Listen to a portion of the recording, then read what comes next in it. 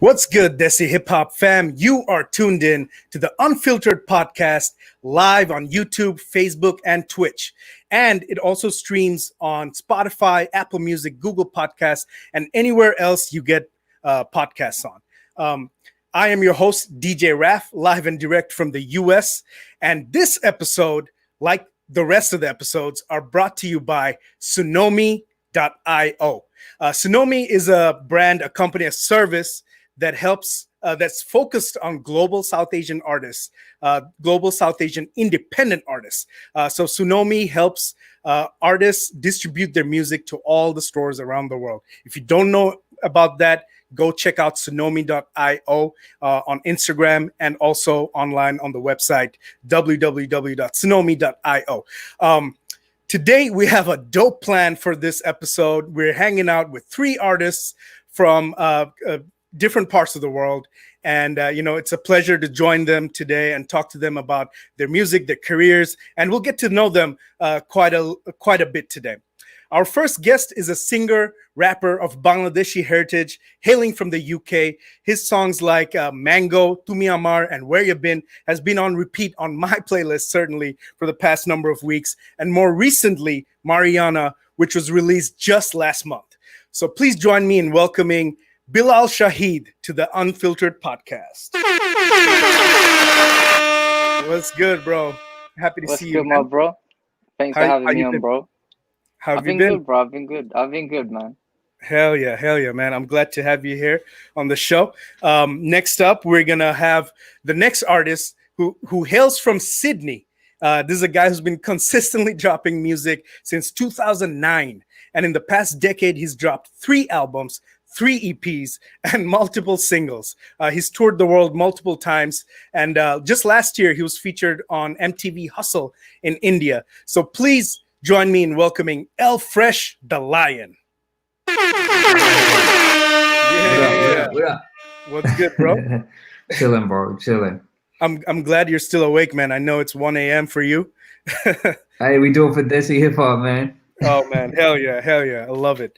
All right. So our final guest in the show is one of the most iconic DJs, radio personalities, and artists from the UK, originally of Pakistani heritage. Candyman and his partner, DJ Limelight, has interviewed some of the biggest global artists of our time. So please join me in welcoming Candyman. What's good? What's good, bro? How are you guys doing, man? Blessed, bro. Blessed. Awesome, man. I'm so happy to see you guys here, man. We have artists from 3 different... Okay, well, I'm from the US, but Candyman and Bilal Shahid from the UK, El Fresh the Lion from Australia.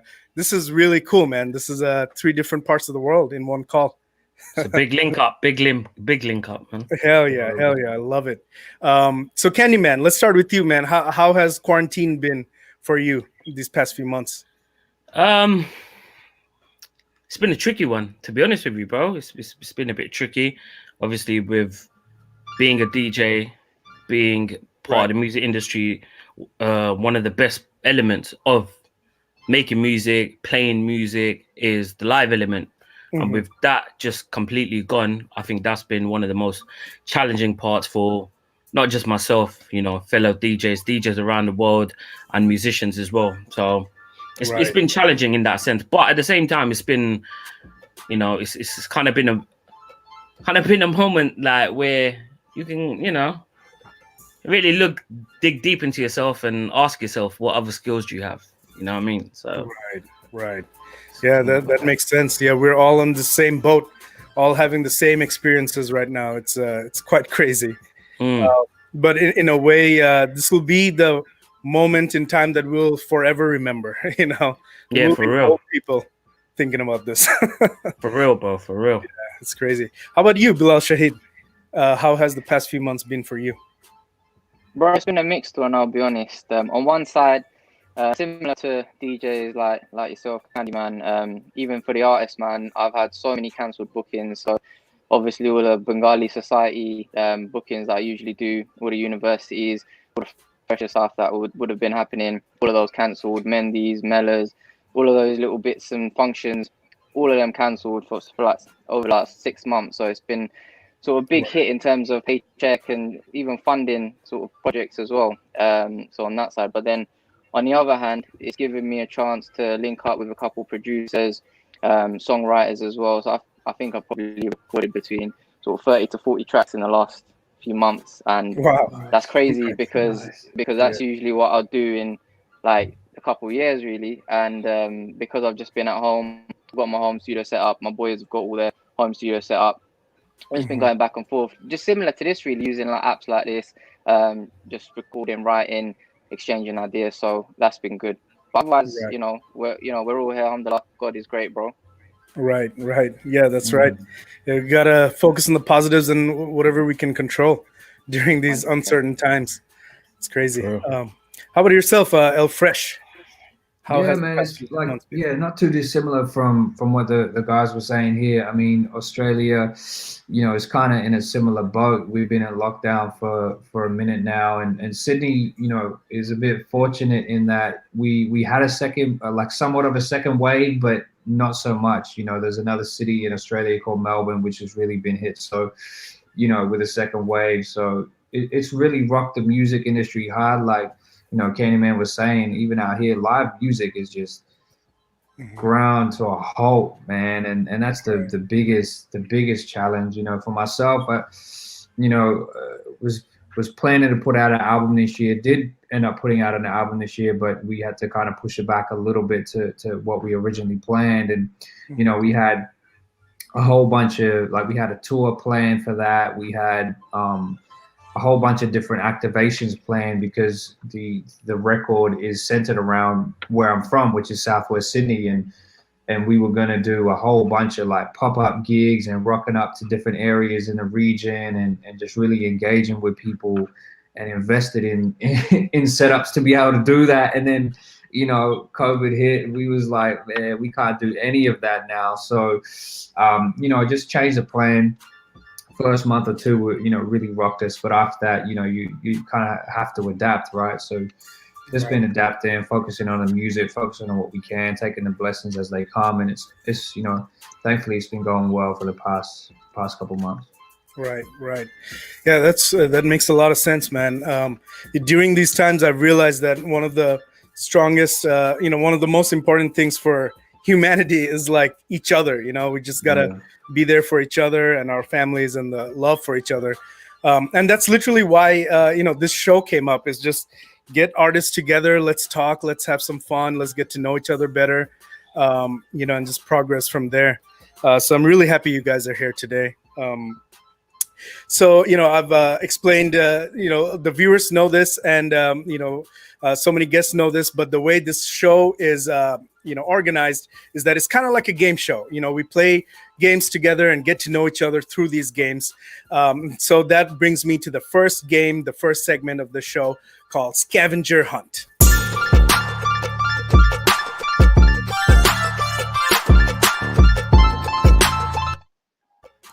So Scavenger Hunt.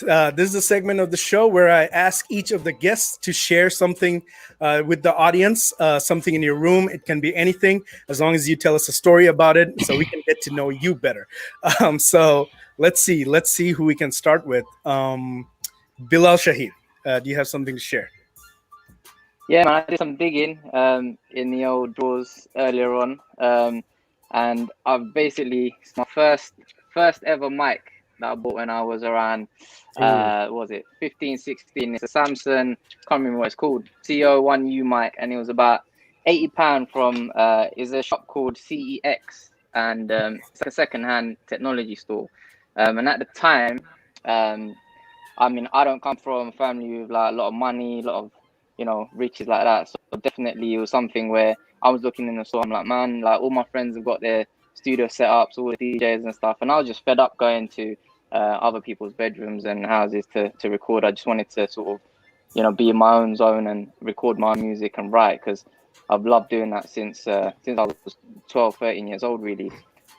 I used to get about £20 a week from my mum to go to school, and that also included my bus fare to the school Monday to Friday. Oh, snap. And now this So so it worked out to about like £3. So my mum knew I weren't getting up to no good, spending my money, hanging around after school, getting up to no good. So it was literally budgeted money. But I remember for about 3 weeks, I didn't have any lunch. One of my boys, I shared his lunch for about a couple of weeks, and walked to school, man. It was only half an hour, so it wasn't even like a big trek or anything like that. But I copped this mic, and it was a quick plug and play Bluetooth mic, and literally from this mic I recorded about 3 or 4 singles, and I was about 16 now. Don't know if Cans remembers this. I released a song called Can't Live Alone back then, and it hit. Like, this was when YouTube was just starting off really, and you didn't have like, you literally, like, everyone's got a YouTube account, just if you've got a Google account basically. Back then you had to register to have a YouTube account, so not everyone like was on YouTube and was blogging and how it's like now basically. So I did a song that I'd literally written, recorded on this Bluetooth mic. I had no idea about like vocal stacking or you know, processors, and it was literally on GarageBand. I literally done the whole thing on GarageBand. It was like my training wheels, and obviously I use Logic. But that song, I sent it off to get mixed and mastered by a friend. But pretty much the whole song was done on a GarageBand and a £60, £80 mic.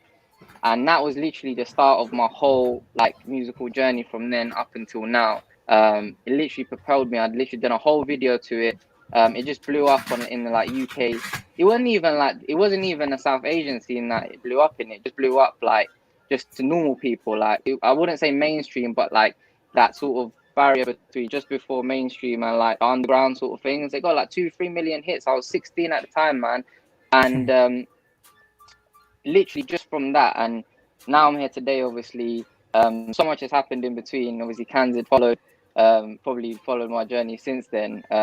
But that's pretty much my story. I could go on, like, literally so much happened between there. It's been, was it, like, I'm 28 now, man. It's like 12 years. I could probably take up the whole hour, but I thought I'd share that because, you know, it's still got dust on it, man. I need to like give it a little wipe and just, you know, put it up somewhere just so I can see it every day and then keep inspiring me to continue. Nice. That's awesome. Yeah, thank you for sharing. That's a very valuable story. You know, it's always good to remember these moments in time. You know, that's amazing. Love it. Excuse me. So El Fresh, what do you want to share with us, bro? Yeah, man. I got these right here, which was a gift from my DJ actually. Wow. And I don't think they're worth anything, but you know, I'm not like big on being able to look these up and find out what they're worth, but they're valuable to me for a number of reasons. I mean, my DJ MK1, who's you know, been in the scene in Sydney and Australia for 2 decades, just in the hip hop scene out here. You know, always has a way of being able to get his hands on things that, you know, you can't find, you know. And for my birthday, he hooked me up with these two, knowing that I'm a big sports fan, you know, and sports is a big inspiration for me. Actually, before I got into music, my dream was to be an athlete, was to be like a pro athlete. And I remember as a kid, like, this was, you know, like primary school, so, you know, grade 6, you know, and I was like, man, I want to be a pro athlete. I was like, I want to be a runner, right? I want to be a runner. I want to be inspired by all these athletes I see on TV. I want to be a runner. And I told my dad, I was like, Dad, I want to be a runner. And what he does is he's like, okay, cool. You know, you're gonna have to train, right? I was like, yeah, I'm gonna have to train. He was like, okay, well, let's go train. He puts me in the car. We go to the local park, and we get there, and he's like, okay, now I want you to just run like 5 laps of this big oval. that's your, you know, we're getting started on your training. I was like, oh, I don't know if I really want to do that, you know. and you know, it made me realize, okay, well, maybe that's not my passion, you know, that's not my thing. Then it became cricket. So like, I played that competitively for quite a while until I picked up an injury. And in that period was when I found music. And once I found music, once I started learning how to make music, that was it. That was game over. Like, there was just nothing else that I just didn't have the passion for sport anymore. It was all in music, and I became a fan of sports and more drew more inspiration from sport than music. You know, Nice. Fast forward to like last year, one goal that I'd always had in my mind was like being someone who's massively inspired by sport. Was like, I want to write a song for like a sports, like a sports thing, like a sports team or something. And if it's basketball, that would be the best thing in the world. I get hit up by the Sydney Kings basketball team, which is, you know, we have the National Basketball League here, which is our version of the NBA, the NBL. The Sydney Kings basketball team reaches out and is like, hey, we want you to write our team song. We never had a song before. We want you to write a team song. And that's the song that all the players are going to come out to every game. I was like, fuck, man, that's crazy. Like, of course I'm going to do that. I was like, the song is already written. It's done. We had, you know, like, I know this. And we smashed it out, pumped it out, and then got to play it in front of a record-breaking crowd of like 17,000 people. We had LaMelo play for Wollongong, so I got to play, perform the song at the game that LaMelo came to Sydney to play against the Kings, and it was a sellout. It was crazy, man. It was a massive, massive dream come true to see just the two inspirations of music and sport line up like that. It's a blessing. Wow, that's crazy. It's like you imagined it and it like manifested, like you literally attracted that situation into your life. It's crazy. Definitely. That's amazing. That's cool, man. Thank you for sharing, bro. I love that. Candyman, bro. What do you? Yes, bro. Mine's quite big, man. You're gonna have to give me a second, bro. For sure. So I've got one of my DJ controllers, one of my favorite DJ controllers. Wow. Can I see it? Yeah. Basically, why I wanted to use this, because obviously, you know, I wanted to have a bit of story behind it. I was never a DJ.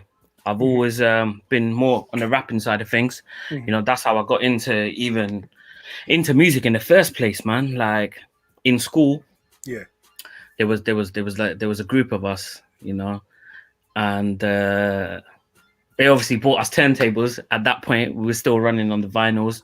And I always I was always just fascinated. Even though I'd always want to be on the mic, I was always just fascinated with wanting to jump on the decks. And, you know, I was so fascinated by the whole scratching thing. And I'd always snap the needle off or something. But yeah, years later, obviously when everything went digital, you guys obviously know my right-hand man is DJ Limelight. Yeah. This guy is just one of the sickest DJs in the world, bro. You know what I mean? And just being around him, I just picked up so much that it kind of just led me to it. You know what I mean? And I haven't looked back, bro. I haven't looked back ever since. I absolutely love DJing. Still love making music at the same time, but I think DJing's just opened up a whole new part of my brain, man. I listen to music so differently now. Right. It's crazy, man. Absolutely crazy. That's right. So how many years would you say you've been a DJ? I'd say about 5 years now. 5 years I've been messing around with the DJing thing. But always been involved in music. As Bilal would tell you, you know, some of my earlier tunes and stuff. Right. But yeah, 5 years I would say, man. Nice. That's sick. That's awesome. That's really cool, man. And when would you say you became a radio personality? Was that before you were a DJ? No, basically. So what happened was, you know, like I said, we had a group of us and we were going around at this point. Yeah. The whole UK hip hop thing, forget the Desi thing, the whole UK hip hop thing. It wasn't even bubbling yet. The only UK rapper you guys probably heard of back then was Dizzy Rascal. You know what I mean? This is early days.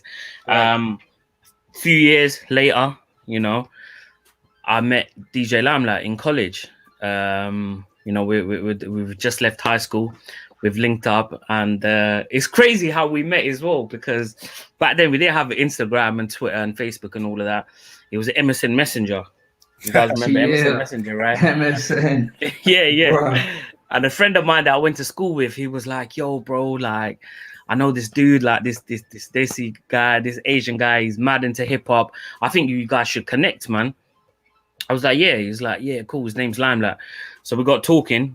And it turned out that we both go to the same college. And I said to him, you know what, bro, let's meet up. You know what I mean? Let's link up, let's talk and that. And then I just, it was like a blind date, man. I was just walking around looking for who's this Limelight guy, because I didn't know what he looks like, bro. We didn't have Instagram back then. And then yeah, man, we hooked up from there. We formed a group called Chronicle Entertainment, and we just went up and down the country, just shutting down shows, making music, pressing CDs. Yeah, I remember that, man. I remember that. Yeah, man. yeah. Like, you would catch us outside if you went to university back in the day, you would catch us, or one of us, outside your university with a backpack on with 200 CDs in there, trying to sell you a CD. Like, that's the history, man. You know what I mean? I love that hustle, man. That's beautiful. So many artists and rappers around the world like made it that way, you know, like that hustle, like selling out of their trunks, selling out of their backpacks. So that's amazing. Love it. And you know, that's inspiring for the new generation of artists too. They don't know about that hustle.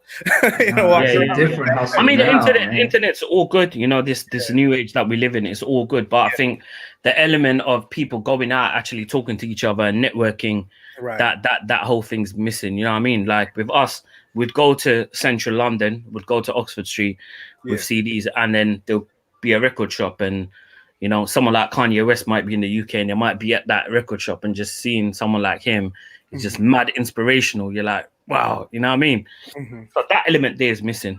I believe so anyway. That makes sense. That makes sense, man. Thank you for sharing, bro. Yeah, I got to know something about you that I didn't, so that's amazing. Shout out to all the viewers and the audience, man, on YouTube. Shout out to all the 300 or more people watching us. Nabiha, Amin, I shout out to you. I see you. Atman, Unisouls, all of you guys, thank you for watching. We're here today live with El Fresh, Candyman, and Bilal Shahid. We're going to move on to the next segment of the show, and it's called Feedback.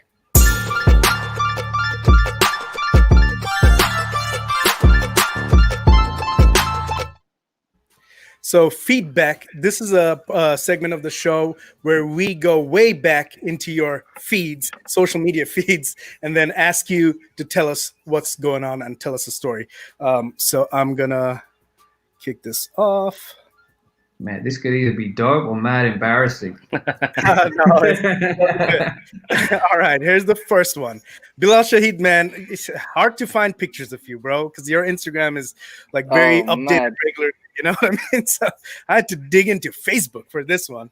Oh my days, that's a long time, man. This was actually the first like big show. Like this one's the Manchester Mega Mellow, which is like, I mean, I haven't been to it like for a few years, but the year I went, that's when everyone like music, like South Asian music at the time, it was at a really good place. So people like Rackstar, he had just like released like his single like Journeyman, and there's another few people, but me personally, I was with him in the back of his car going to a lot of gigs, a lot of mellas, and this particular gig, like I remember, was the first mellow that I'd gone to where we had actually got prime slot. So Cans will know there's like different slots. Like you could be booked to come to a mellow, and you might come like early in the day, and there's literally like 2 people in the crowd, but you just got to do your thing and go. But you still feel buzzed. But at this point, it was literally prime slot, like what, 5 o'clock,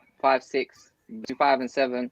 Everyone was there. It was literally like so many. I've never seen so many brown faces in one place before that. And can't remember how long ago it is. But what I did at the time, I think that song Gangnam Style had just come out. I got my dancers and I got my DJ at the time, who was a guy called Taz. He does a lot of like family stuff. Like he's like blown up with like his family, like and his social media stuff. But he was doing a lot of DJing at the time, and he was behind the decks that day. He was like, bro, you should remix this into your song. People will love it. And I remixed the Gangnam Style literally in the middle of the set, and like they loved it, man. I busted two little cowboy thing there, as you can see me doing there. And yeah, man, rest is history. It was a good show.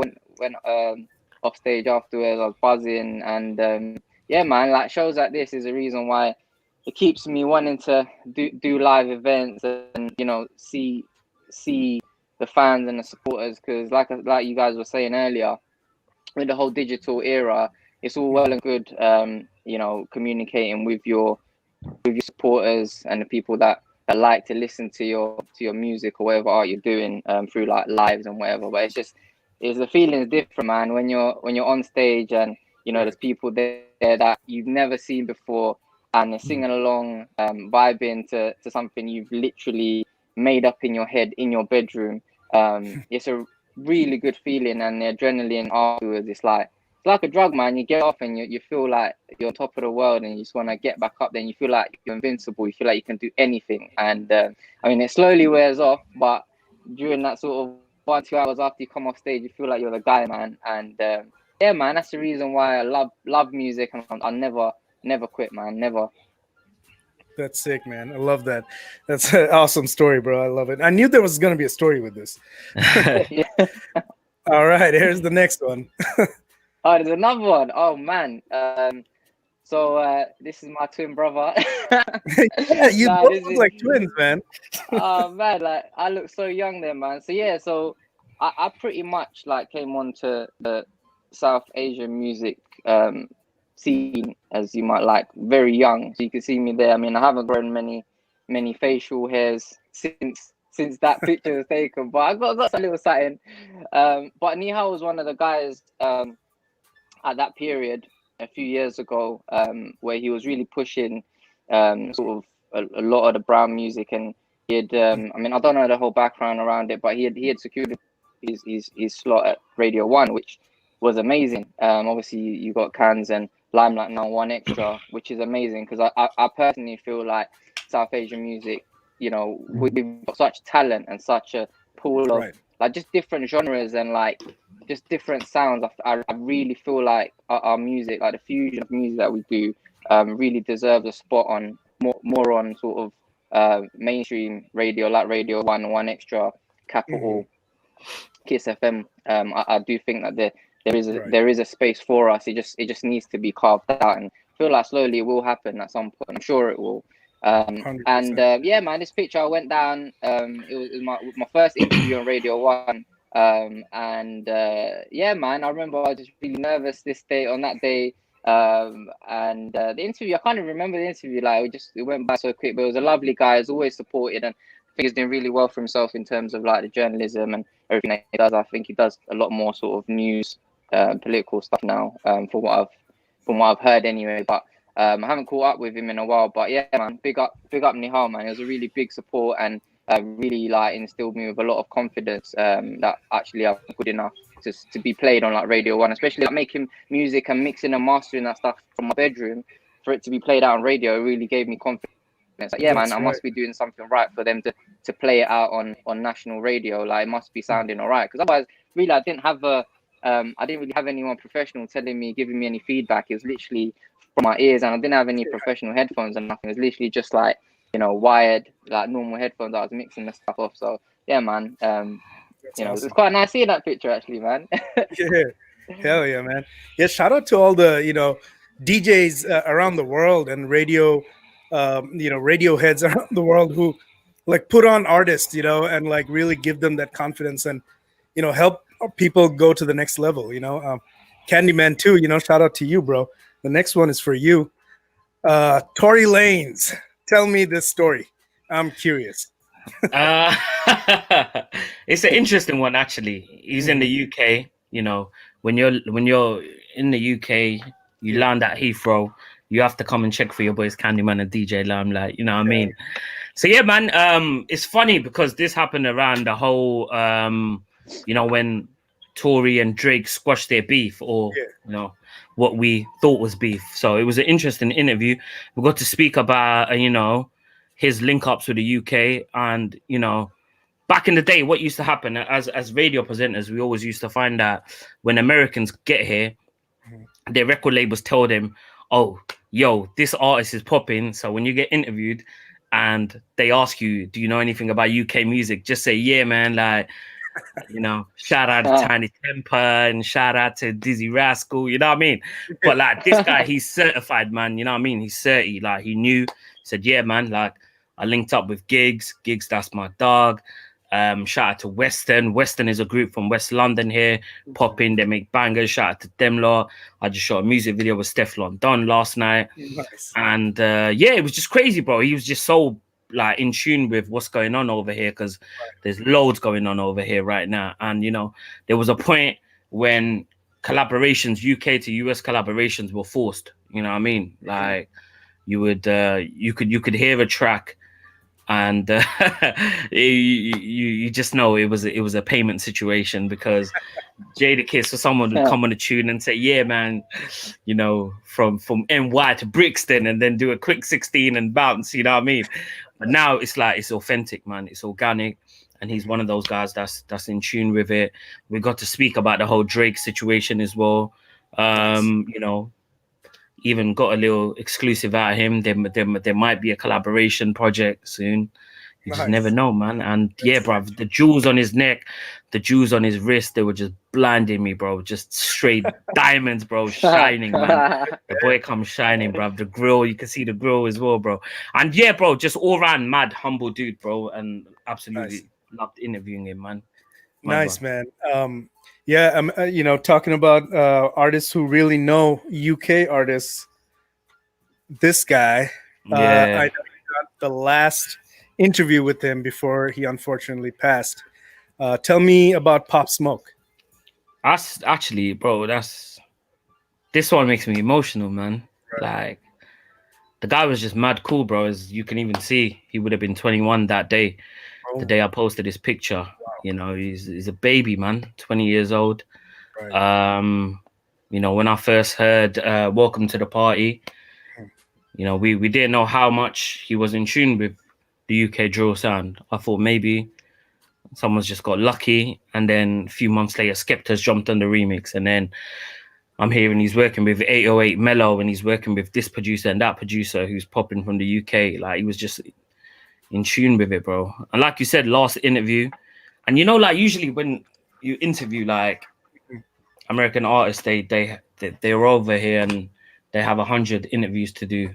And he said he's done about 100 interviews, but we just connected, man. Like, we just connected. I think there's even a video of him saying like, where you guys from? And I'm like, yeah, my family's from Pakistan and Lam's from India. He's like, yeah, man, like, I got, you know, I F's with y'all, man, like the Pakistanis and all that. And then we came off it, and like, you know, I'm getting ready to go to my car because I'm thinking I don't want a ticket. I got to leave. Lime's just ready to leave. And he was just so like intrigued and like, just he was just, I don't know, man. The energy was just mad, bruv. We just stood there for like an hour and a half after the interview, just talking. And he was like, yeah, like anytime you're in the States, shout me. When I come back, I gotta come to one of the hookah lounges. You gotta hook me up with some Desi girls. Do you know what I mean? Like, his energy is just, his whole energy, that aura was just, there was something just that made me warm towards him. And you know, like, I'm spiritual, I'm quite religious as well, and I feel like when you're gonna go, you kind of know you're gonna go, right? And you kind of leave an impression on people, man. And I think he definitely left an impression on people. Not just us, man, the world, bro. That's right. That's true. That's true.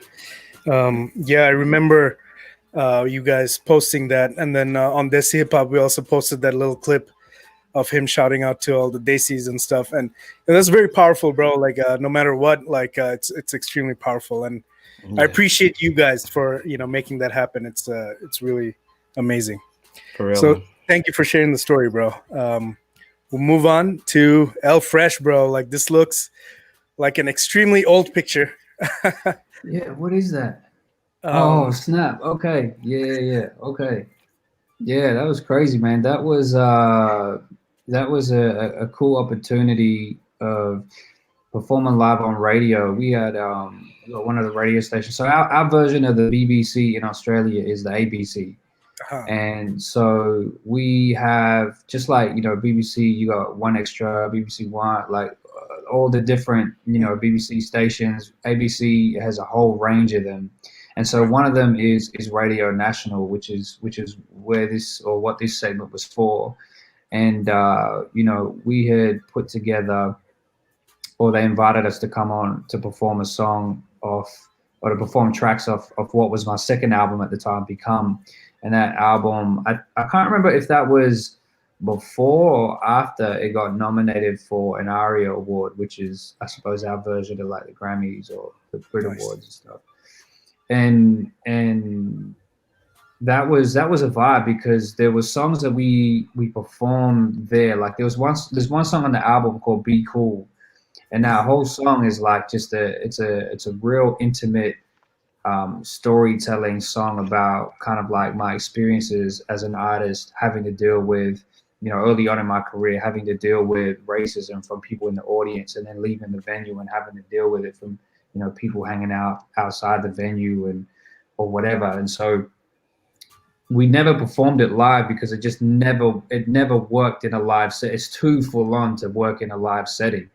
But this was like the perfect opportunity for it, because the people in this photo were like people who you had to apply to be able to attend and be in the audience. So like the majority of people in that photo are people in the audience. And so to be able to perform it in that setting, I remember performing that song and people were just like, were clapping after every song, but after that song, no one clapped, because it was like, I don't know if I'm supposed to clap after hearing that song, because of just how like full on the content of that song is. It was a powerful moment, man. It was a really powerful performance moment, and yeah, I'll remember that. That was dope. That's interesting. I bet those the subject matter of that song is still relevant today, unfortunately, man. Especially where I'm at. Oh, but man. Jeez. All right. So this is your next. Man, that's what I'm saying. It's either gonna be real dope or mad embarrassing, bro. You picked a mad. It's not embarrassing. Yo, that's my little brother, man. That's me and my little brother. You know, I got way too much love for my little brother, man. And we're like polar opposites when it comes to personality. You know, I'm the guy who chose to, you know, live a public life and be on stage for a living, and he chose to be a high school teacher. But, you know, in terms of personality, he's just like is a soft-spoken guy. Like he's not the guy to have a huge conversation with, but he'll tell you what you need to know in this, you know, using the fewest amount of words, you know. And yeah, he's panned out to end up being a high school teacher, which was super interesting because of how quiet he was. I started to freak out a little bit when he went to uni to become a teacher. I was like, bro, you know, you got to like stand up in front of a room full of people and talk, right? He was like, yeah, I know. I was like, all right, sweet. And, you know, seeing him teach and seeing him be like a role model for some of these kids, man, like it's just been a great kind of journey to see his growth and his development. And yeah, man, super proud of him. Like of all the people in the world, like, you know, you always want, and I remember telling him while we were younger, like whenever it came to like stuff people would ordinarily, you know, kind of have you in roles where you're competing against each other, whether it was sport, whether it was school, whether it was whatever it might be. You know, you had like your cousins or you had like, you know, family members or whatever be like, hey, you need to do, you know, you're competing up against, you know, your older brother. You know, he set the bar for you. You compete. My whole thing was like to my younger brother, and I kept saying it to him and still do, is like, I want you to be better than me. Like, you know, I encourage him to surpass me. And then when he did, like, for example, in school or in sport, you know, some of his achievements and stuff like that, it was never a moment of like, oh man, my little brother did better than me. It was always a thing of like, hell yeah, that's what it's about, you know, and that's a beautiful thing. So yeah, man, there's nothing but love in that picture there. That's awesome, man. You know, that type of support is so important, right? Like for all of us, you know, for artists, entrepreneurs, DJs, whatever we're doing in life that is, you know, going to challenge us, the support, the family, the friends, the love is what will get us through it. It's amazing. That's awesome. Thank you for sharing, bro. I love it. Love, man. I knew we would get some insight into you guys' lives through that segment, and we did. So I'm happy about that. All right, guys. So we're going to move on to the next segment, and it's called Social Undistancing.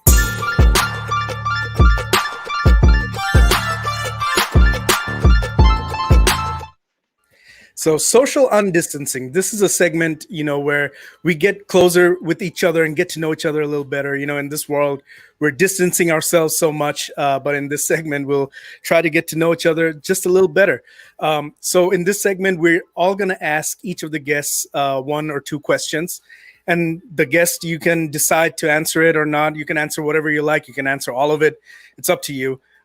So we'll get started. So we'll all ask Candyman the first set of questions, So I will get started with this one. Candyman, tell me, you've been on the radio for so long. You've done Asian Beats on BBC Radio 1, and then now on Asian Network, you've got a new show with DJ Limelight.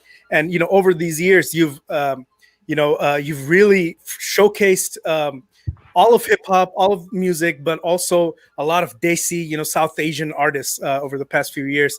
And what do you see as the main difference now? Like, what do you see in the scene? Like, what's happening that's new? What's interesting to you today? About that.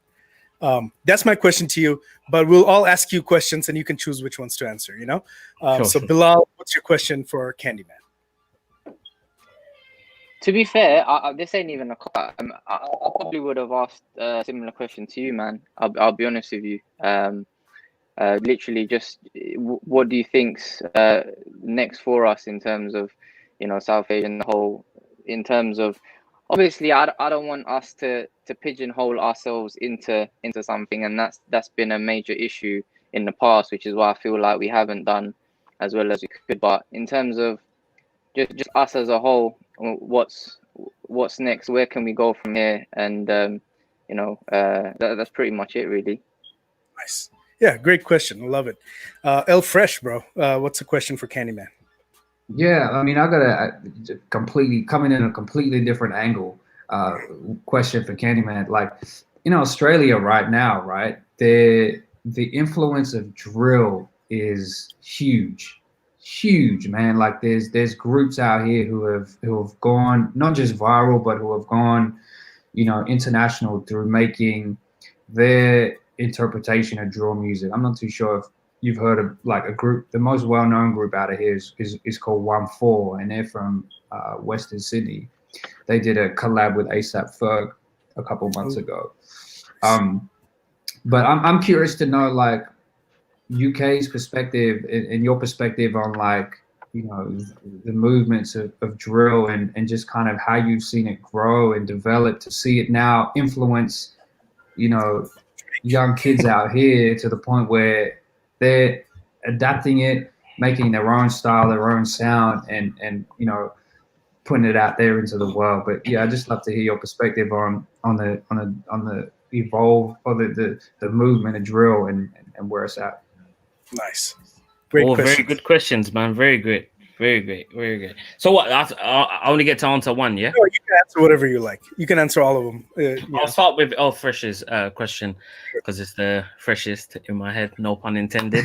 But yeah, I love it, bro. Absolutely love it, man. Like, what's happening with drill is kind of what we wanted to see happen with grime music back in the day. And I think the world just wasn't ready for it. I think a lot of it was to do with the lingo, the accent, the slang that was being used, and being on the 140 BPM, that whole double time thing. I don't think the Americans got it as much at that point.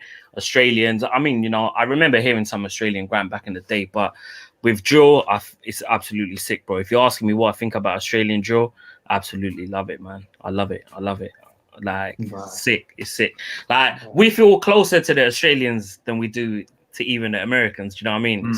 It's a bit culturally, right? Yeah. In that sense. So absolutely love it, man. And in regards to what Bilal's asked and you've asked, Raf, what's next? I think you guys asked, and what do I think the difference is now? I think the major difference now is, like, I remember growing up in an era when I can speak from my experiences growing up in UK. There was a lot of this, I'm an Asian rapper or I'm a Desi rapper. Whereas now I think this new generation, I'm a rapper who just happens to be Desi or who happens to be Asian. And I absolutely love that, bro. Like, there's just as many non-Asian kids that are listening to Asian rappers just rapping as much as they are with the Asian kids, and that's a huge difference, man. I think that's like kind of what we've always wanted, you know, similar to what Bilal said. You said, you know, always putting ourselves in a box, and yeah, man, I think we're breaking out of that box, bro, and I think we're starting to break doors down, and I think like it actually gasses me up to see different movements around the world as well. We've obviously always had the UK thing going, we've got the Australia thing going, and then to see like what even brothers are doing in the States, whether it be with the rapping side of things or whether it's more to do with like the singing side of things, it's crazy, man. And then you got this whole scene bubbling up in Holland and the Netherlands, and obviously we can't leave India out. What's going on out there? You know what I mean? It's sick, man. It's absolutely sick, bro. And that's the major difference, bro. I think like, and everyone linking up, and even yourself, Raf, man, I have to salute you, bro. Like the work you put in and Desi Hip Hop put in, bro, it's crazy, man. Like things like this, like it's mad. We never had this, you know what I mean? Like, it's absolutely sick, bro. I appreciate you, man. That's amazing. That means a lot to me, you know. I'm one of those type of guys who, like, I'm a workhorse, you know, like I be working every fucking day on this shit, you know, and I don't really stop to think, you know, like, so I really appreciate that, man. Now you're on your grind, bro. We love it. We love it. Yeah. And the best part is we all are, you know, and that's inspiring, you know. I'm happy that the next generation of kids, or the current generation of kids, are going to grow up looking at us and work we do. They're going to know that they can work hard and get there themselves. And that's awesome. Thank you, bro. I really appreciate it. All right. So let's move on to El Fresh, bro. My question to you is, I actually have two questions. So mine is, you know, I read online that El Fresh is an acronym, and it's a long acronym. I read it and I forgot it. I want you to tell me what that means, and, you know, what it means to you as well. And also, you know, and my next question is, over the past decade, you've been doing this grind for a while. What is one thing you learned, you know, from this whole thing? That's my thing. And Bilal, what's your question for El Fresh, bro?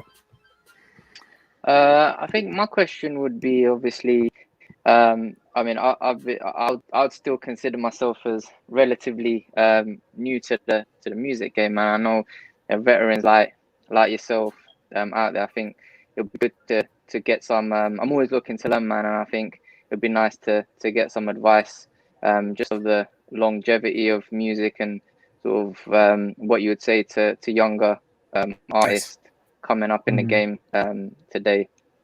Sick. That's perfect. Candyman, what's the question for El Fresh? My question to El Fresh, bit personal, bro, but, you know, kind of coming into the whole the rap game, the hip hop game, the grime scene here in the UK. In the earlier days, we kind of felt a lot of you know, stereotypes towards us, and we felt a lot of things like that. For you, being in Australia, being a Desi man, being a Sikh man with a turban and a beard coming into the game, did you feel any kind of bias towards you? You know, like any kind of negative vibes towards you, bro? And how did you deal with that? Beautiful. How long you got, bro? Yeah, for real. I mean, I can touch all of them, and Raf, just starting with yours, because it kind of works. The questions are dope because they kind of work chronologically. I mean, fresh is an acronym. So fresh is forever rising, exceeding sudden hardships. And that came from, you know, when I started making music in school, in high school, I had a close mate of mine who I was sharing my tracks with, and his compliment for me was just like, it's fresh, it's cool, it's fresh. And so when I got to a point where I felt confident enough to share it online, the platform I was sharing music on was a platform called SoundClick.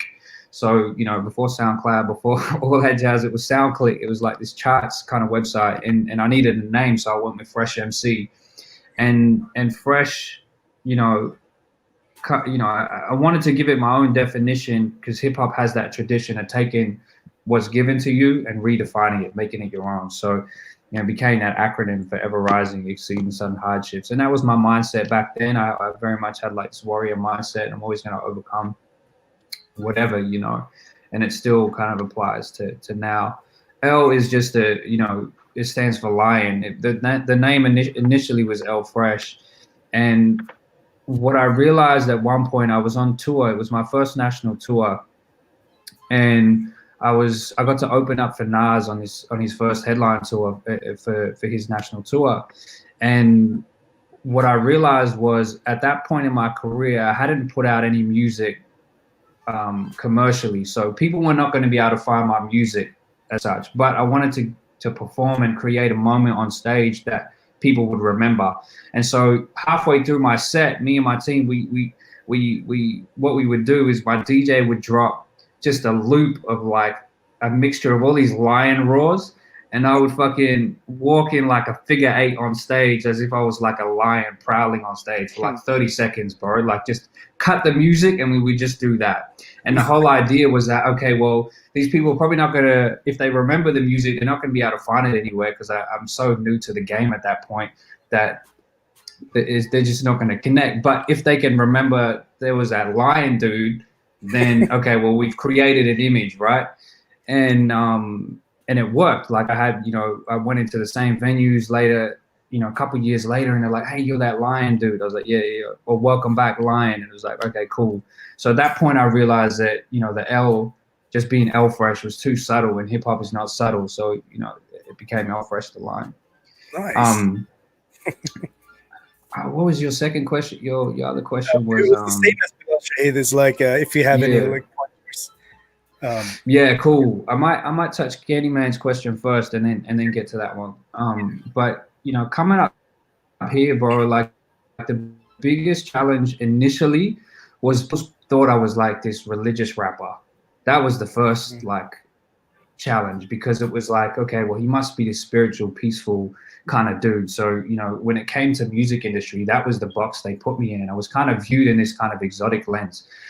Different to the UK, like out here in Australia, especially when I was coming up, there's no Desi like media, there's no brown media, there's no platforms that we even have that allows us to cultivate audiences within our own communities. So the only platforms I could go to was just, the independent scene and that would lead you pathways into the mainstream scene. And so every step of the way, it was knocking on doors, breaking down barriers, and having to deal with stereotypes. Like, my first shows were, people in the crowd before I even opened my mouth saying some racist BS, and I just have to kind of constantly use that to my advantage to flip expectations and stereotypes.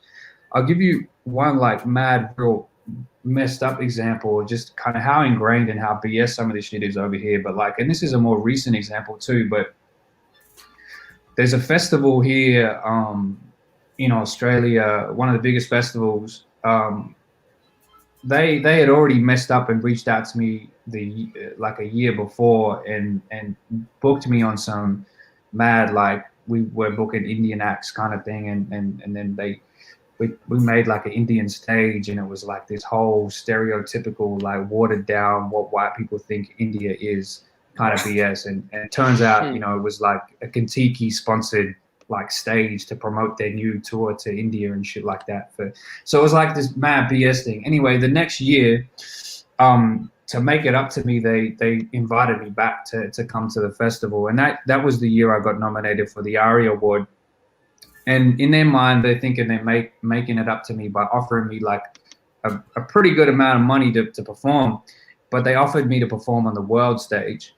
And I was like, went back to them like, man, I don't perform world music. I just got nominated for best hip hop work. Like, unless you're inviting the other 4 artists who got nominated in this category to be performing on the world stage, I don't want to be on the world stage. Like, I just am not that. I make hip hop music, not world music. So the thing in Australia is, constantly having to navigate an industry that, there's very little people of your community, or even who are from like Desi communities in the mainstream or in the industry, that you just kind of have to negotiate, having to educate people at the same time as trying to forge a career. So it's been challenging, but it's been blessings at the same time, because it also means that there's, you have moments where you can create shit and leave your mark, and then, there's many others who are coming up not having to deal with the same BS, so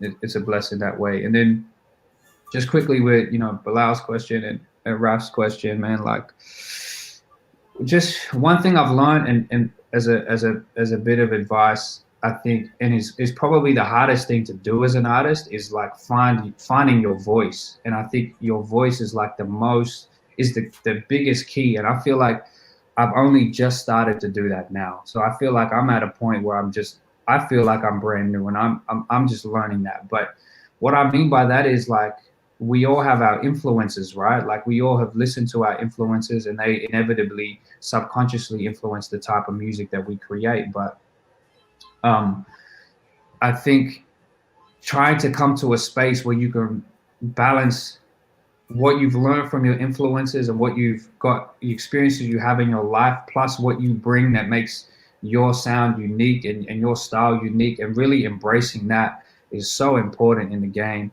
It's so important in music, because that's what I think, when you're thinking longevity, that's what people remember you for.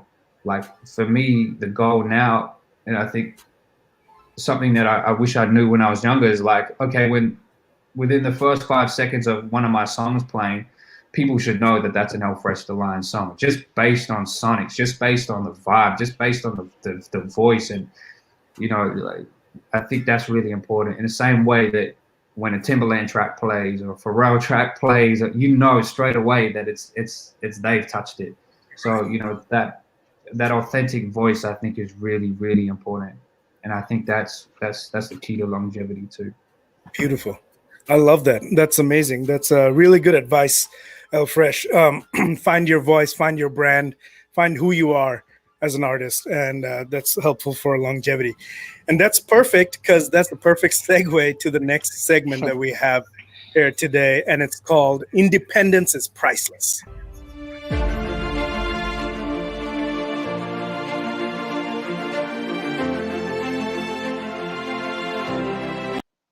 Actually, before the next segment, we forgot to ask Bilal Shahid the questions, man. I thought I got away with it then. I got away with that one. I was gonna say, yeah. He got away with it too easy, bro. Bilal Shahid, bro, my question to you is, where do you think Arsenal will end this season? Oh man, El Fresh. I've got a position. Go on, next question. Sorry, I was gonna answer it straight away. Yeah, cool. Well, I was gonna ask you, bro, like, what's goals for you, man? Like, one of the things that I think is great to learn about people is like trying to figure out or learn about their vision and where they want to go and what they want to build and what they want to do. And yeah, man, what's goals for you? Nice, great question, love it. Candyman. My question to you is, bro, I see you got a mic in front of you. You clearly got a setup in your house. How important do you think it is, 2020, being a singer, to have, a setup at home that you get an idea in your head and you want to lay it down? How important is that to you? And just being like, not having to rely on anyone, rely on a studio engineer to get to studio, and just being able to do it yourself. How key has that been in your career? Love it. Great questions, man. Perfect. Thank you, guys. Well, I'll just start off with Raf's question first, because it's an easy one. I definitely think we're going to be top 4 man this year.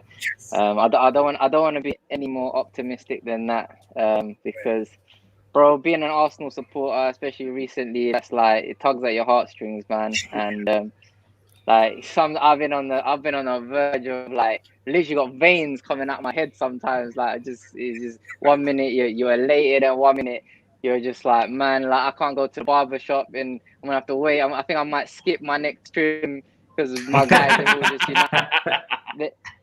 They're all United and Chelsea supporters. I'm like, nah, I'm not doing that. So, but yeah, top 4, I think, ambitious enough for the investment that we've put in. Aubameyang signed the ting, bro. So hopefully, it could be a job for us, man. What I'll do, I'll move on to Kanzi's question next, in terms of just to put out there how important it is to have your own setup and not to be totally reliant I mean, with music, is collaboration is one of the most beautiful things that can come out of it. However, I mean, personally for me, I feel like as a musician, and as a singer as well, someone that I sometimes get melodies just come into my head just out of the blue. Like literally, I might be in the shower, I might be in the middle of like having a sandwich, or even just before I'm going out to the gym, I might just get something like just that idea, and I'm just like, man, I need to go upstairs. I literally run upstairs. I'm in my room at the moment. Literally just behind me is my bed. I've got my setup here. I've got all my computer, my processors, everything all set up here. And it's just awesome having all that stuff to be able to lace down the ideas, even if it's just to put down a quick demo and come back to it later, and then you can flesh it out and then put a beat to it. And now these days, you've got so many resources at your disposal. So even things like Splice, for example, now I don't want it to become like a whole advertising session for that sort of thing, but you've got so many things where you can get sounds, and you don't even need to be what's crazy, you don't even need to be a musician that knows music theory anymore, because there's so many plugins that you can use, like Scalar and whatever, that will literally put in all the keys and the chords for you, and it's literally you taking your feeling and putting it out, and whatever sounds good to you, if you are a true proper artist, and you really, you're into your music,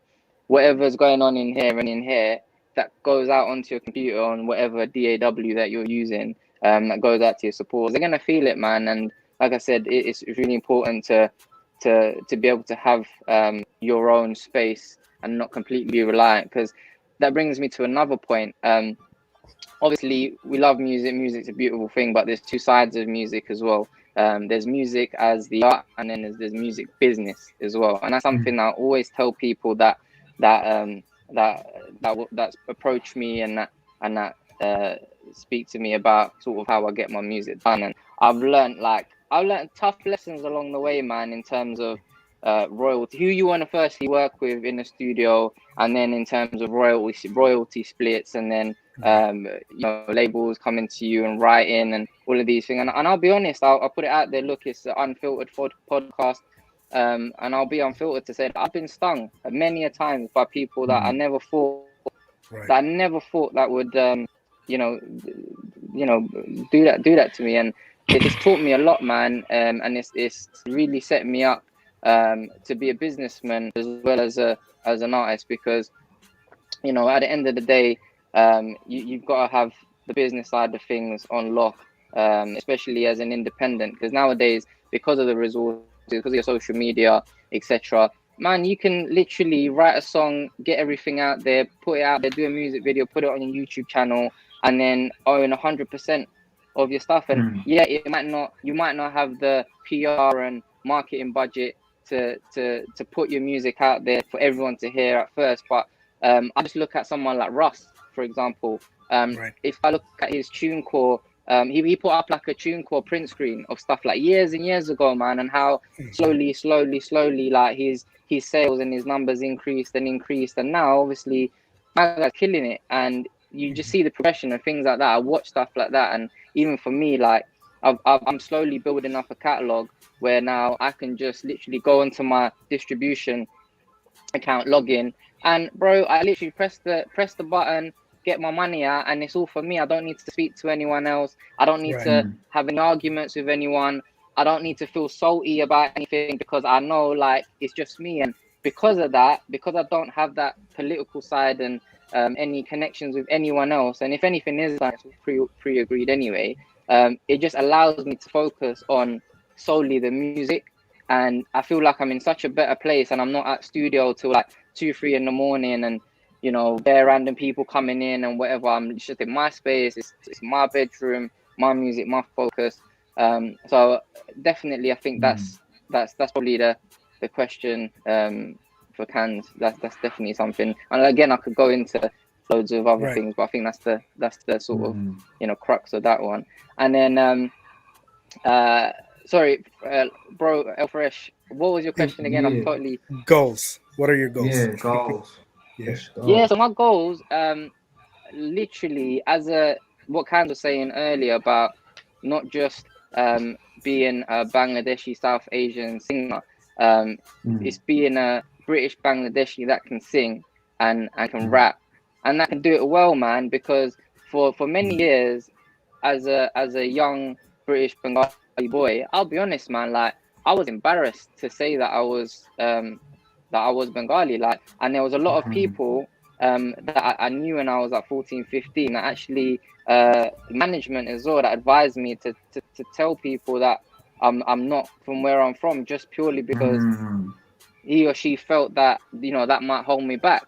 And what's beautiful now is that I'm doing a lot of Bengali fusion stuff, and I've found myself a whole new plethora of audience just through YouTube and Facebook and the internet, for people out in Bangladesh and in New York and like all out in the States. When I look at my Spotify statistics and my YouTube stuff, and a lot of other British Bengalis that are actually feeling the music that I'm putting out with my Bengali influences, but still keeping it fresh in a sense where I can show it to like my white mates or my black mates or you know, any other, like my Somali mates, like, literally, and they'll be feeling my stuff, and I'm like, yeah, you know what, like I'm proud to be doing this, because like you said earlier about finding your voice, I feel like I've definitely found my voice because I'm able to stamp a part of my culture and background onto my music and be proud of it, as opposed to,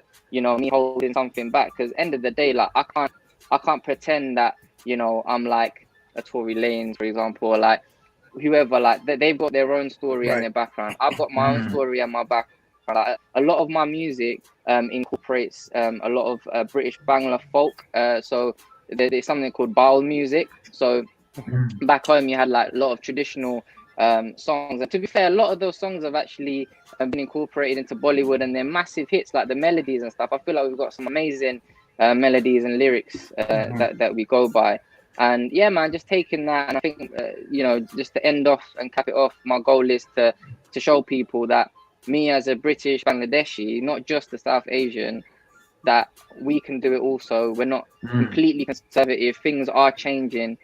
Yeah, man, to try and get that to a stage where, you know, I might not be the person, but in a few years' time there might be a younger guy that maybe I even you know, that sees me as like an inspiration to move, to take that on and get onto like Radio 1 Extra Capital, or just how you see all the Latino, Spanish, Hispanic stuff like popping now. Like, I'd love to see like the fusion of like South Asian music and all the other types of drill and whatever, just to make itself known to like the, you know, crossover. So yeah, man, that's the ultimate goal, man.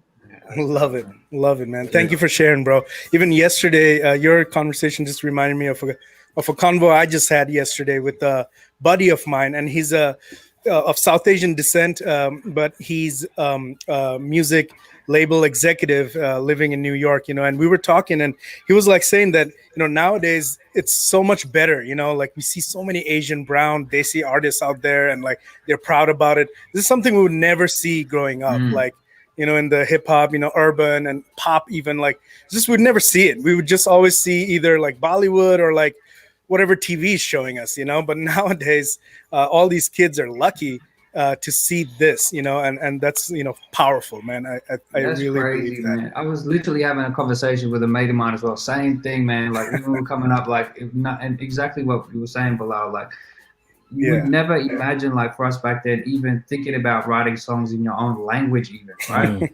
Right. Now that shit's popping, right? Like, everyone's like, India has like changed the game. I mean, it's mad exciting. But like, I'm mixing a song for a mate of mine now, and he's rapping in Fijian Hindi. He's Fijian Indian. Nice. Wow. And there's no one doing that. You know what I mean? And we went to high school age mates together. So we were having this conversation. He was like, "Yeah, man, when we were kids, we never would have thought about this." And he's like, "But now it's like, I love it. It's energizing me. Yeah, it's a powerful thing, man. It's a great time to be alive, man. I love it. That's awesome. Well, there's a question real quick over here that I want to look at from YouTube. Nabiha Amin asks, in the music industry, not everyone is gonna like your music. How do you deal with the hate? Whoever wants to answer this one. You block it out. Just focus on your creativity, man. Just block it out. Right. I think that's like one of the hardest things to do. But bro, like I speak to some of the biggest artists in the world, and they say I don't even look at my YouTube comments, man. Right. Because sometimes you just gotta block it out. Focus and remember why you're doing what you're doing. You're in it to make great music.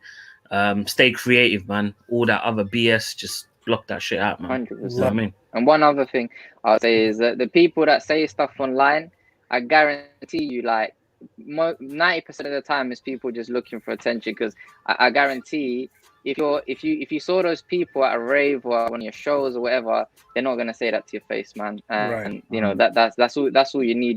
These people getting too confident behind the keyboard, and it's just easy to say whatever. Like anyone can say anything. Like I can say something right now if I really want to. Like if I'm feeling really horrible, but it is what it is, and it's difficult for the kids growing up nowadays. Like they don't have that enough of the real world experience to think that actually these aren't real comments. Like people can say whatever to you, but get out in the real world, man. Trust me, people won't say those things to you. Facts. For real. I agree. I'm a big fan of Gary Vaynerchuk, and he always says that these negative comments is a reflection of them, not of you. It's what's out of them. It's nothing to do with you. So that makes sense. For real. Mm-hmm. Cool, man. You guys have stuck with us for this whole hour. I know it's getting late for El Fresh.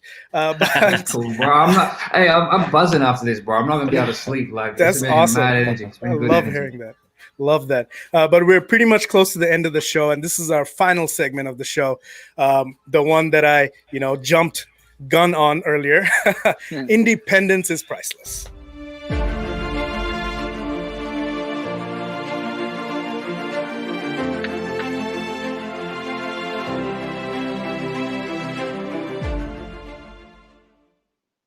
So independence is priceless. This segment is brought to you by Tsunomi.io. It's a service that helps artists from around the world to really be independent, truly own their music, own their art, and get paid, just like our brothers over here have been saying in this episode. This is a company that's Asia focused and really trying to help global Asian artists to get there. Can you believe that TuneCore, CD Baby, and all that has been there, but there has never been like a product like that for Asian artists around the world, like really like from Asia for Asians. Like it's crazy to me, but we have it here finally. So in this segment, I really want to ask you guys to give us a little pointer or two to one or two things that you can say to the independent artists, to the audience who's watching, before we end the show. So let's start with Bilal Shahid, bro. Like, I know you were talking a lot about, owning your art and Russ and everything. Can you tell me a little more on that? Like, what is like one thing you would tell a new artist right now today? Like he's watching this today. He's like, fuck it. I'm going in.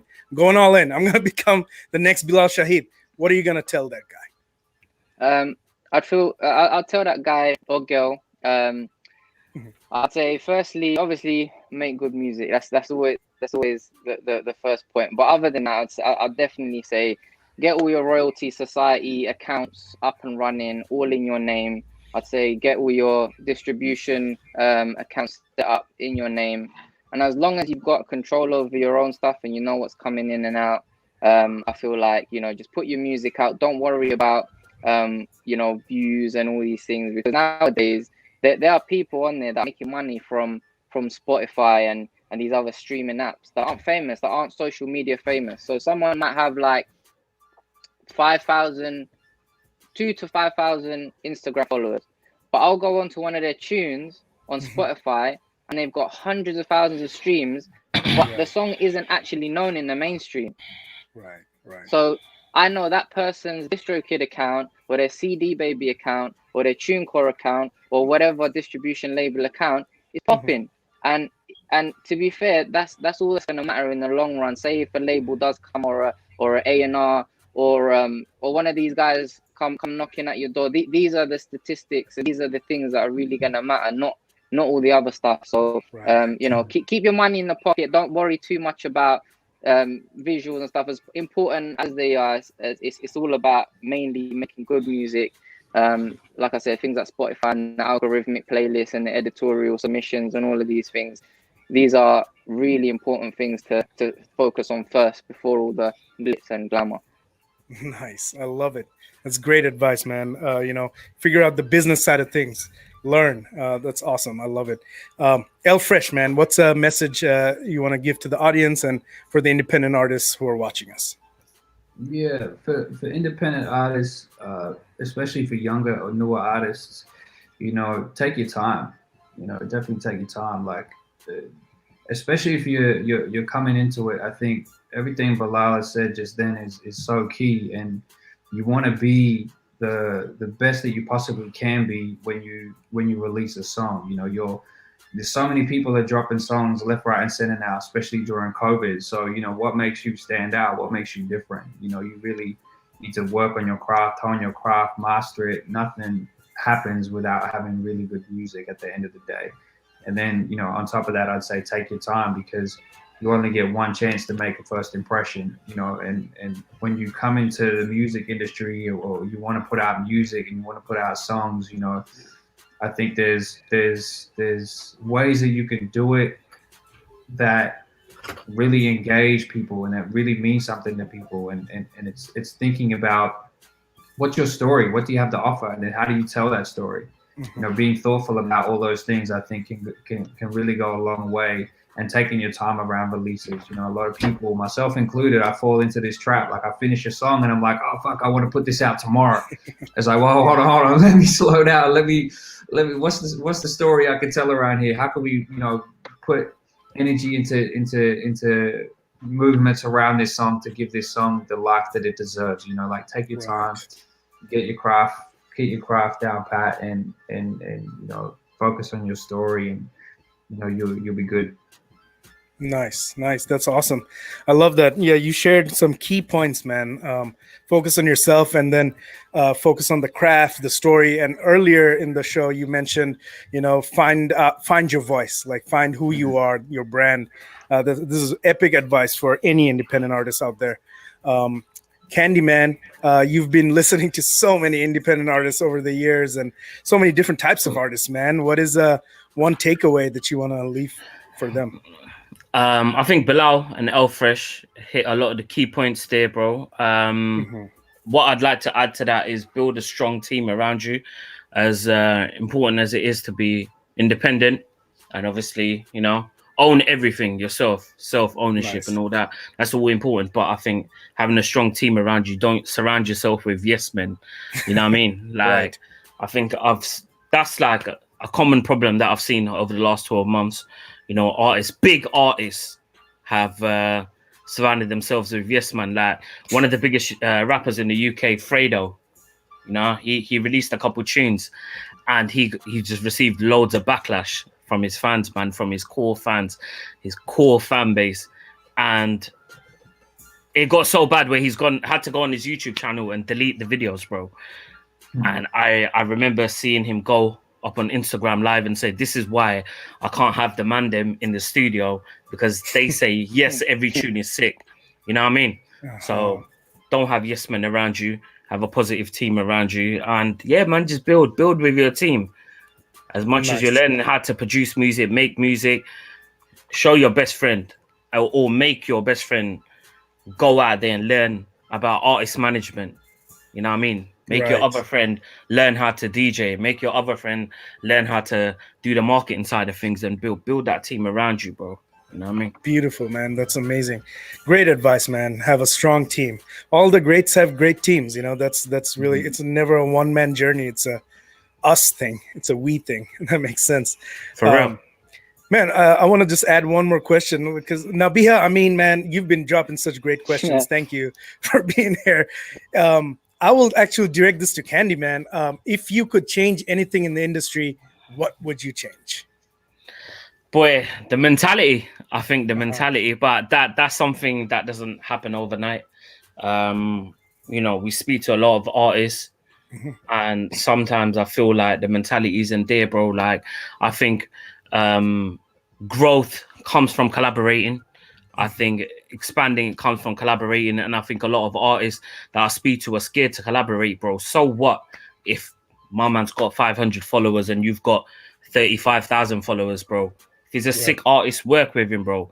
Build with him. Do you get me? If he gains 1,000 followers off you, you never know. You might gain something out of him. He might make a next part of your brain open up, you know, on the creative front, and you might gain something out of him. So I think stop looking at numbers so much. Right. And just focus on what's important, man. Listen to the music, bro. And I hear that all the time, bro. I don't want to work with this geezer because, look at his following, or I don't want to work with that guy because he might take my female fans, and that's just petty, bro. Petty. You know, you guys are laughing, but I've heard it, bro. I've heard it. You know what I mean? Female fans, you know. Yeah, like they're commodities crazy, these bro. days. Crazy. And why the UK scene? The reason why it's got to where it's got to. You know, I keep referring back to the UK scene, but that's very close to home. But I'm very passionate about the Desi thing as well. I'm passionate about pushing our culture to the forefront and bringing it to the mainstream. The reason why they've got to where they've got to is when Skepta releases an album, everyone from that UK scene has got that album cover as their display picture. And that's why are we not doing that? Why are we not doing that? Right. You know? Or just to add to that, man, can I add to that? Like, tell you a story from our perspective, just to add exactly to that. Like, one of these artists that I work with, she was at a after party to Skepta's show, actually. And Skepta's DJ was there, and she was having a conversation just with a bunch of people that were hanging out, whatever. And, you know, this one person started going off about how, you know, they're not a fan of Australian music, you know, like they don't dig, you know, music that comes from Australia, especially hip hop and blah, blah, blah. And, you know, Skepta's DJ interjects and is like, that's the problem. That's why the scene here won't grow. And that's why it doesn't get international recognition, because you guys don't support each other and have love or passion for one another. You're too busy hating on like self-hating even. It's not even hating on other people, but it's self-hating, right? Yeah. And you know, he was like, that's why the UK is getting international love right now. Is exactly what Kenny Man just said. And that's 100% agree with what was just said, man. That's awesome, man. That's exactly what we want. You know, on Desi Hip Hop, our tagline, our slogan, our hashtag is unity through hip hop. You know, I love that. That's what I want, man. That's what I always wanted since day one. And I think we're slowly getting there bit by bit. You know, every inch helps. Shout out to you guys. Thank you so much for joining us here today, man. Shout out to the audience, definitely. But shout out to you, man. Candyman, thank you for joining, man. You make a huge impact on the whole, you know, South Asian world, as well as the UK scene. Like, you make huge impact. You and DJ Limelight are like the top notch of this radio world, and I love it. So thank you for doing what you do, bro, and keep it up. I love to see more of that. Bilal Shahid, thank you for doing what you do. You know, you've taken pride in the Bengali, you know, UK British audience thing, and you know, I love that. You know, just keep that up. I love to see more of that. You know, just like you said, that like kids back in the day didn't used to respect our own thing, but now we all do, and the next generation will continue to do that just because of artists like you. So I appreciate you for that. El Fresh the Lion, you are a lion, bro. Like, I love your like perspective and your music. It's very you know, eye-opening. I really enjoyed Alchemy. I really love that book Alchemist, and listening to your song like brought me some, you know, some thoughts around that, and I love that, you know. And so keep doing what you do, bro. I really appreciate you. You know, seeing you in MTV Hustle last year was really interesting too. Actually, that's where we met for the first time in Bombay. So that was sick, man. I appreciate you. Bro. Love to you, Rap, man. Thanks for having us. And Bilal, Kenny, man, thank you, bro. Much love to you guys, man. Peace, bro. Peace, man. Bro. Nice to meet you, bro. 100. Thank you guys for watching, man. This is the end of the show. We will be back next week, every Wednesday. Unfiltered podcast, YouTube, Spotify. It's everywhere, man. Just go find it. I'm your host, DJ Raf. I'll see you guys next week. Peace. DJ Raf, what up, yo? Desi Hip Hop General. Check it. Unfiltered, con artist, New York City. Yo, we ain't cloud chasing, we about facing the devil. You about hating, we about raising up people levels. Ain't no doubt, Masons, I'm building upward, you seeking trouble. I'm out waiting, caught in the matrix, but keep my hustle. The devil whisper, but I come mentally with the muscle. When the rebels spitting sinkers, all of these kids with bubbles. Till I meditate and lift my